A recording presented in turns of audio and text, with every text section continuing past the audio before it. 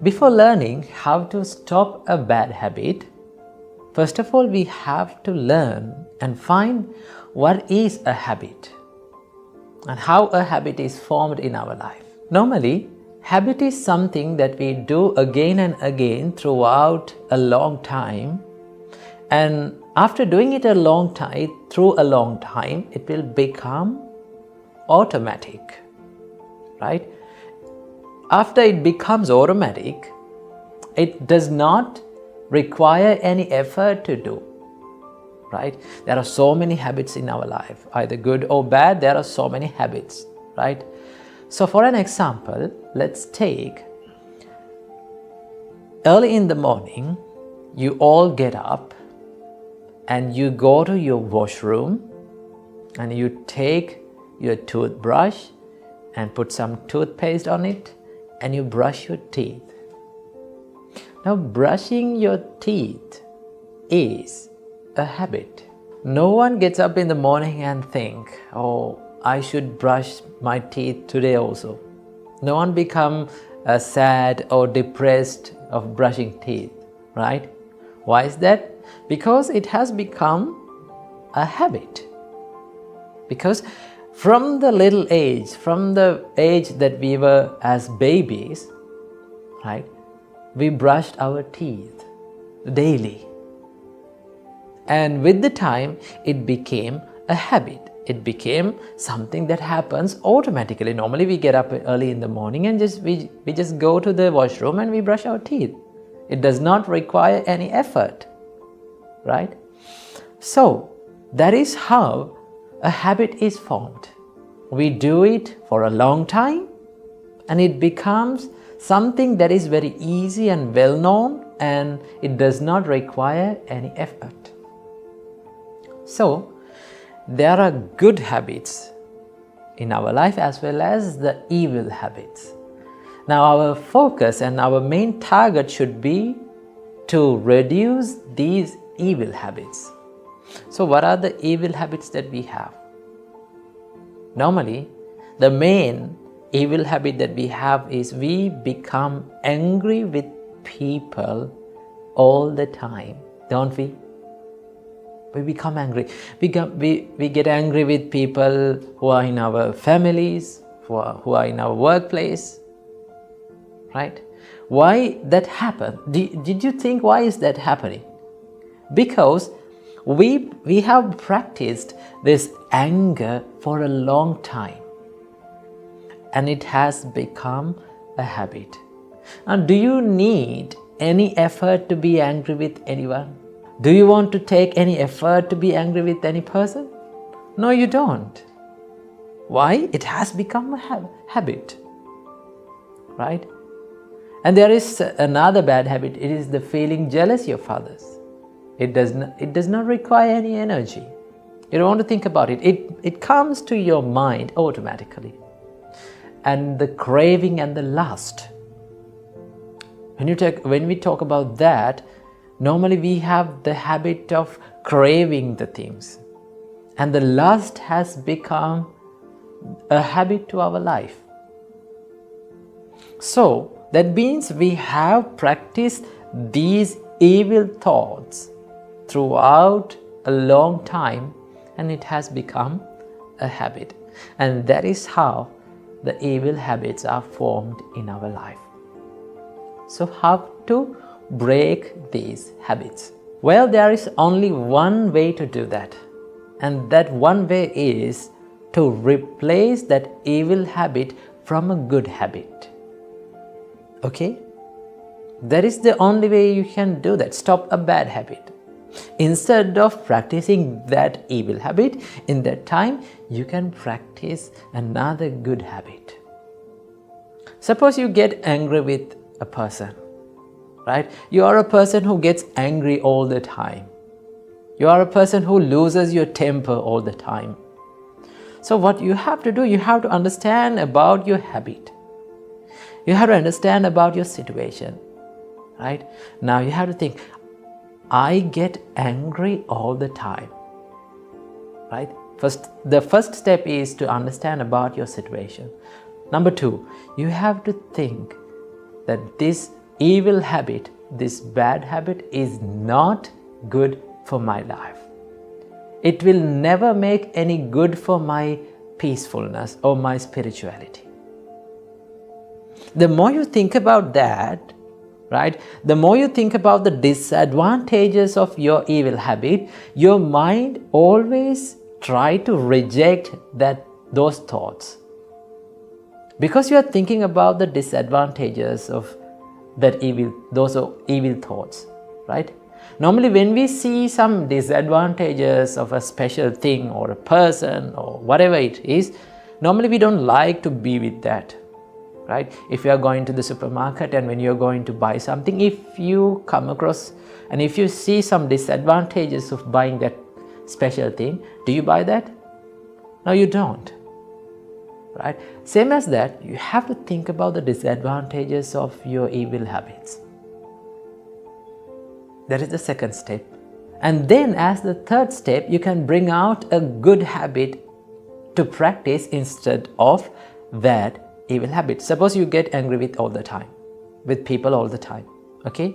So what you have to do, instead of blaming others, right? Instead of blaming for the little mistakes of others, what you have to do, you have to practice to be silent, and you have to practice to spread love and kindness to them.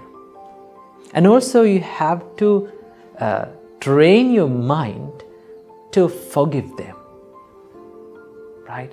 Sometimes we may get angry for little things, right? The fights and the troubles that they are going on in the family life or in the workplaces are for very little things we are fighting. Remember, if we cannot forgive the people around us, we will never live peacefully, right? If you don't have the habit of forgiving, you cannot live peacefully, because we cannot expect the people around us to always to do good things and the things that we like, right? They may do weird things, but if we cannot forgive and forget, right, you will always see the mistakes and the wrong things and the troubles that has done by the people around you. The more you see it, the more you will become distracted in your mind. So instead of developing that evil thought, you can develop a wholesome thought. It's like this. Now, there are two sides of our mind. There is the evil side and the wholesome side. Okay? Think these two sides as two animals. Okay? So one animal is very dangerous, right? And the other animal is very calm and quiet and serene. And it is very useful. So if you keep on feeding one animal, suppose you fed the dangerous animal, the more you feed that animal, the more that animal will be strong. And that animal, with the time, that animal will control the wholesome animal. Right? The problem with us is we are feeding this dangerous animal.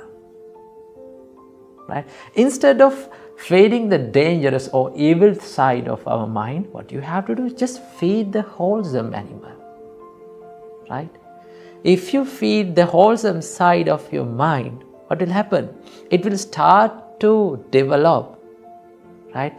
When it starts to develop, it can overcome, it can control the dangerous or evil thoughts of your mind without letting that evil thoughts to appear inside your mind. So what you have to do, just feed, always do and say the things and think the thoughts that feeds the wholesome side of your mind. Then with the time, that evil habit will be broken, and you will find that you always have a good habit instead of evil thoughts and evil habits. And that is how you break the evil habits in your life. So stop feeding the evil thoughts in your mind Instead, feed the wholesome thoughts and make your life a peaceful one. Namo Buddhaya. Namo Buddhaya. Welcome to yet another episode in Inner Guide Q&A program. Now I need to ask a question from you. When was the last time you had a sound sleep and after you wake up, you felt so good? I think most of the time we don't get a good sleep, and that is why we are feeling tired after a good sleep even. So today we're going to talk about how to wake up in the morning without feeling tired.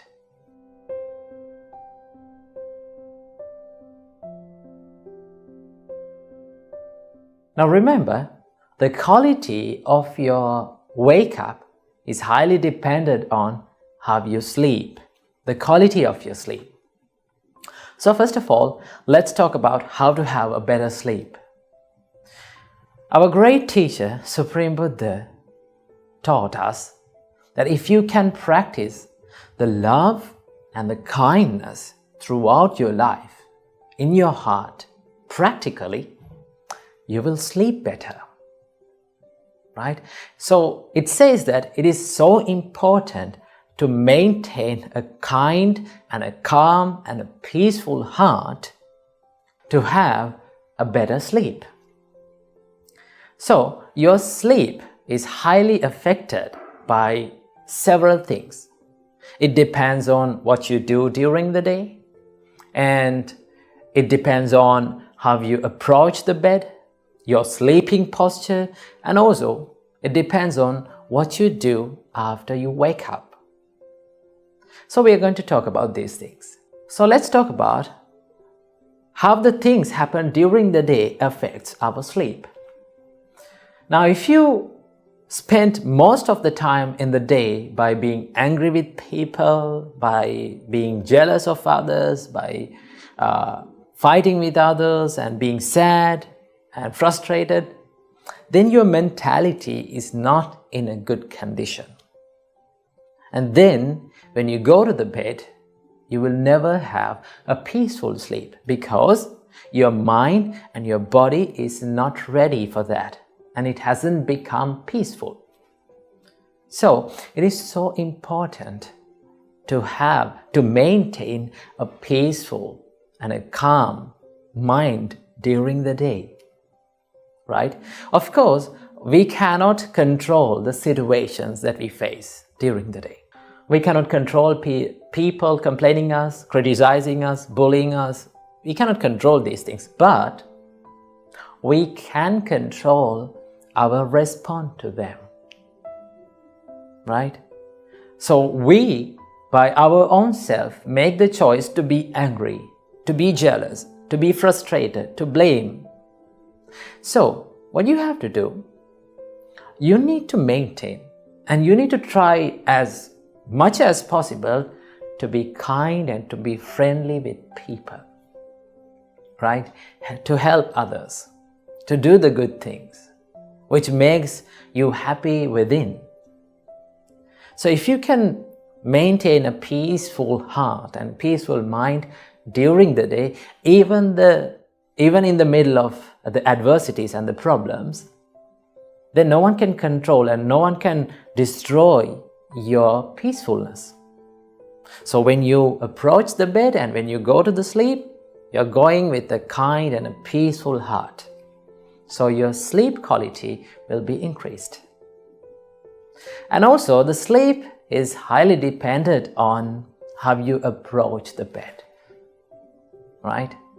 So in brief, I must say, approach the bed with a clean body and a clean mind. Right? So how we approach the bed with a clean body? Refresh your body before you are going to sleep.